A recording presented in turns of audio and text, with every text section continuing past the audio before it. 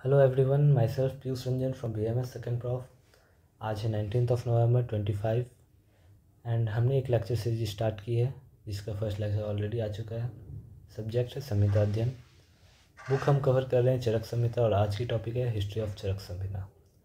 जैसा कि आप जानते हैं, लास्ट लेक्चर में मैंने हिस्ट्री ऑफ आयुर्वेद बताया था, आयुर्वेद अवतरण कैसे हुआ है, जिसके अंदर किस तरह से ब्रह्मा जी से आयुर्वेद का ज्ञान भारद्वाज ऋषि को प्राप्त हुआ था।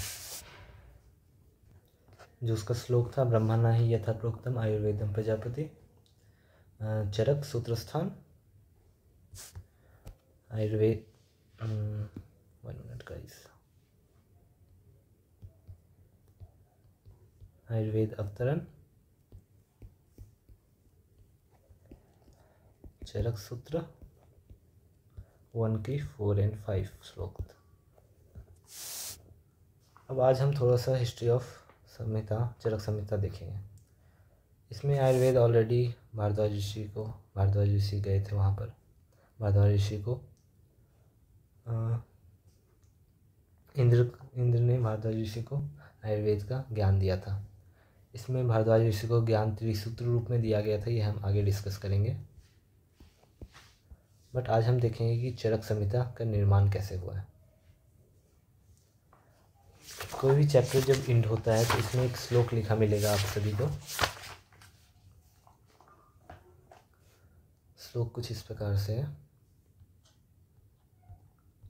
इत्या अग्निवेश कृते तंत्रे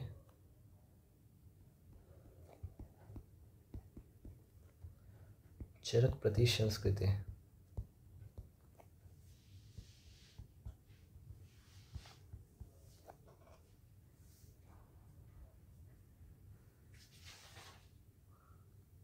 और अगर जैसे कि ये है एंड ऑफ द श्लोक, चैप्टर 1 का एंड श्लोक है ये। इत्य अग्निवेश कृते तंत्रे चरकप्रति संस्कृते सूत्र स्थाने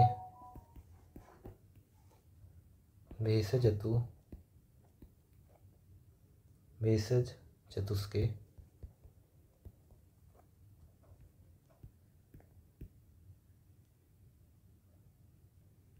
दीर्घ जीवित्यो नाम प्रथमोध्याय।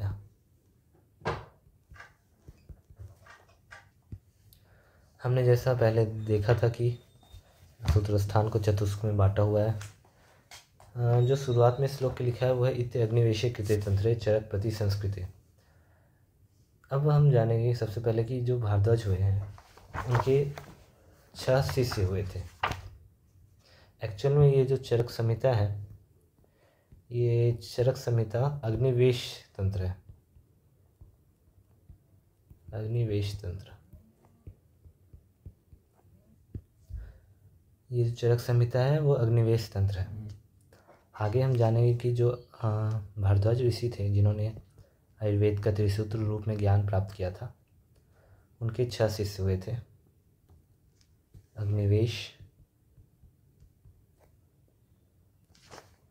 अग्निवेश, भेल, जतुकर्ण,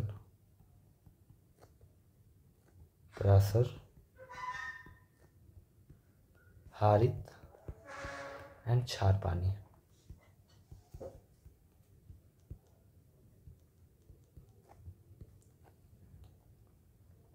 अब इसमें ये तो बात ठीक है कि ये अग्निवेश तंत्र है, बट इसका नाम चरक संहिता क्यों पड़ा?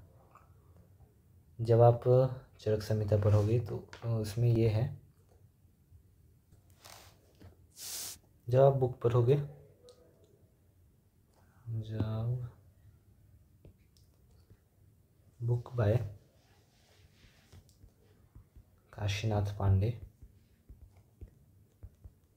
इसमें इन्होंने बताया हुआ है ये जो अग्निवेश है, इन्होंने आत्रेय से आयुर्वेद का अध्ययन कर अग्निवेश तंत्र नामक ग्रंथ का निर्माण किया, जिसका प्रतिसंस्कार चरक ने किया।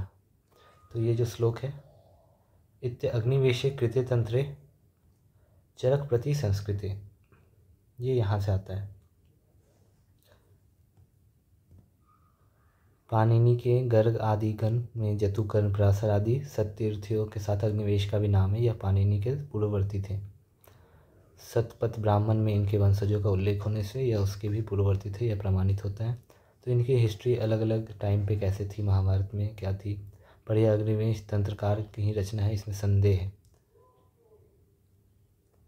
ठीक है, अब चरक के बारे में इन्होंने दिया है। कुछ लोग अग्निवेश और चरक को एक ही मानते हैं, परंतु चरक संहिता के प्रत्येक अध्याय के अंत में अग्निवेशे कृते तंत्रे, जैसा कि मैंने आपको बताया, चरक प्रति संस्कृति, यह वर्णन किया हुआ है। तो इससे यह स्पष्ट होता है कि अग्निवेश और चरक भिन्न है। परंतु ये चरक कौन है, इनका काल क्या था और क्या प्रदेश के थे, यह स्पष्ट नहीं मालूम होता है। बाकी इनके अलग अलग वो दिए हुए मत है कि इन्होंने चरक को क्या माना है। चरक कुषाणवंशी राजा कनिष्क के राजवैद्य थे। पतंजलि रोगसित और पानीय महाभाष्कर पतंजलि और चरक एक ही थे। अलग अलग मत है कि इन्होंने चरक को उस टाइम पर क्या माना। अब ये तो चरक की बात होगी, चरक कौन थे। इसमें अलग अलग वर्णन आपको देखने को मिलेगा। मुख्य रूप से चरक का मैंने बता दिया कि इनका जो मत है वो यह कौन थे, यह स्पष्ट रूप से वर्णित नहीं किया गया है। अब अन्य विवरणों को देखते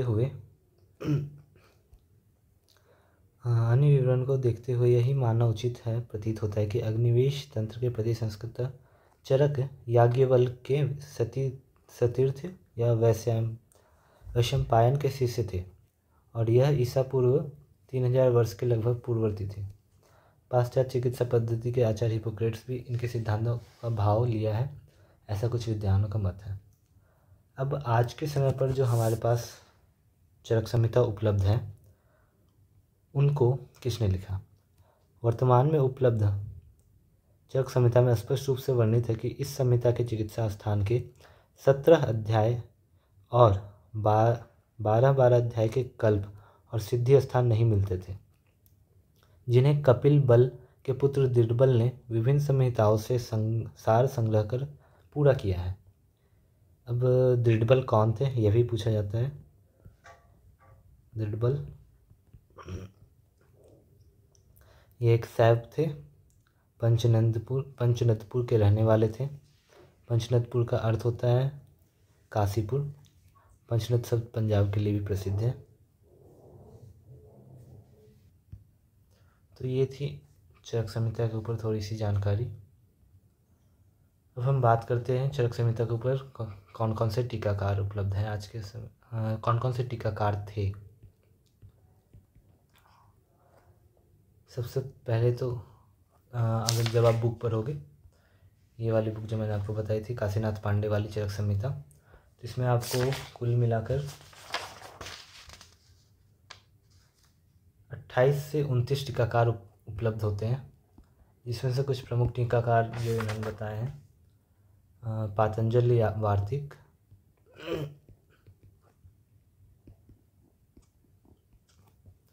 दूसरा भट्टार हरिश्चंद्र,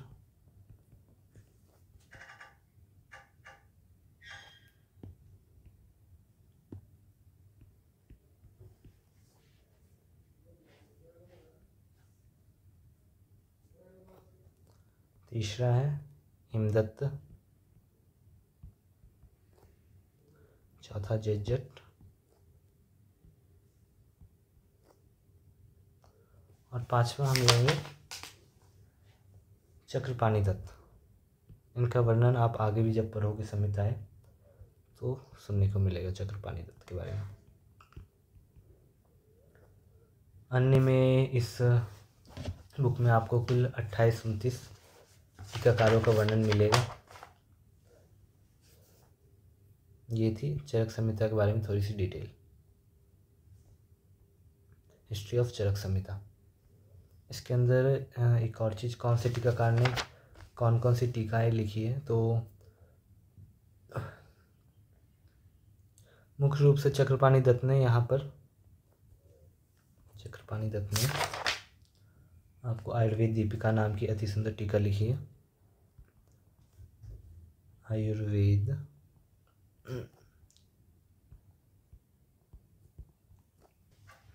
इसमें यह भी बताया गया है कि बहुत सारे टीकाकारों की ग्रंथें आज उपलब्ध नहीं हैं। एक और प्रमुख नाम मैं लेना चाहूँगा आपके सामने, गंगाधर कविराज।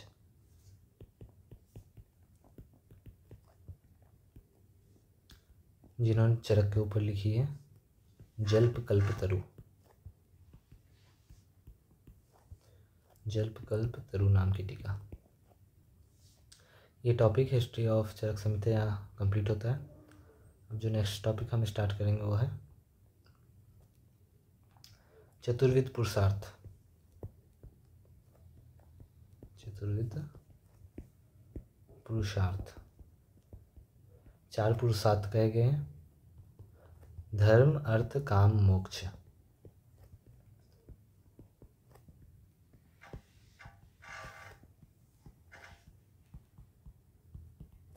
चतुर्विध पुरुषार्थ कहेंगे, रेफरेंस आपको मिल जाएगी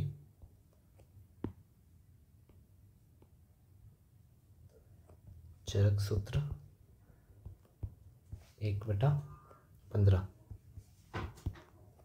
ये आपकी रेफरेंस होगी। श्लोक कुछ ऐसा है, धर्मार्थ का मोक्षा नाम,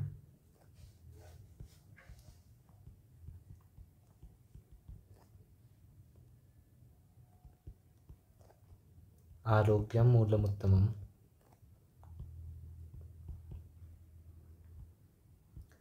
अर्थात इन चतुर्विध पुरुषार्थों की पूर्ति के लिए आरोग्य सबसे इम्पॉर्टेंट चीज़ होती है। अगर आप रोगी रहोगे तो इन चतुर्विध पुरुषार्थों को, धर्म अर्थ काम और मोक्ष की प्राप्ति नहीं कर पाओगे।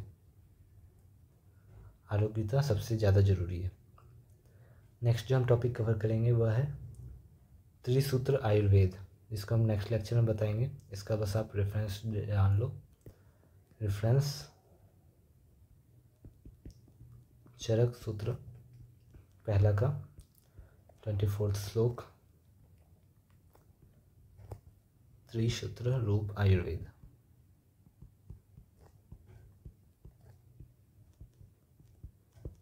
जो कि इंद्रदेव ने भारद्वाज मुनि को दिया था त्रिसूत्र रूप में।